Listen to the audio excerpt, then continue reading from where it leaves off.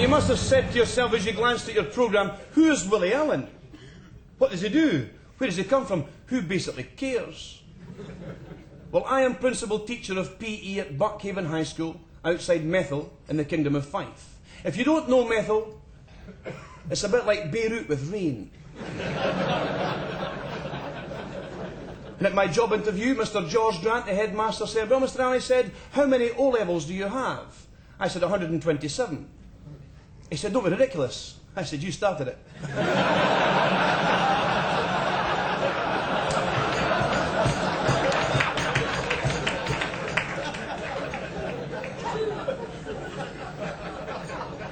A fight broke out between 3 small 10-year-old boys. Now, I'm a school teacher, I'm quite used to breaking up fights.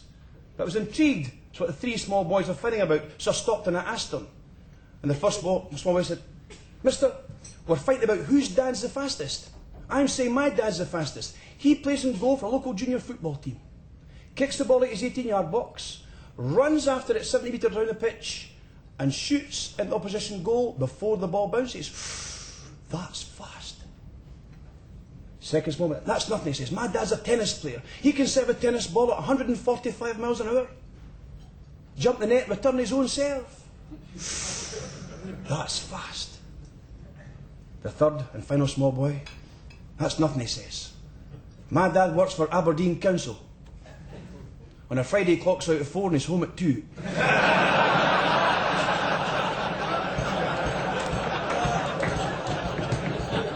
I think a man that teaches sport would have a sporting hero. I thought, for example, that Ken Dalglish was a fantastic footballer. I thought that Sandy Lyle used to hit the golf ball as it should be hit. I thought that Irvin was a fantastic rugby player. They're not my heroes. My hero is my Uncle Bert. But unfortunately, my Uncle Bert is not the brightest of men, a old room temperature IQ. That was verified. His very first job he actually tried out for a job as a bus conductor with the Fife Scottish Bus Company. And the local bus inspectors asked him 1 or 2 questions to test his mental dexterity. The last he said, what is the plural of mongoose? Is it mongoose or mongooses? You go into a pet shop to ask for 2 of those creatures, how would you cope with that scenario? Uncle Bert said, well, I'd walk into the shop and I'd say, boy on the counter, hey you, go through the back and get me a mongoose. And while you're through there, get me another one. I spent 13 seasons as a non-tackling standoff at Dunfermline Rugby Club. Doesn't time fly me, you're totally out your depth.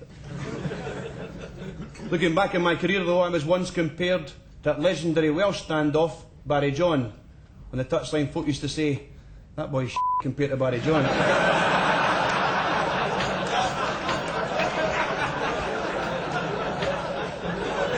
I gave her a speech tonight, Granny.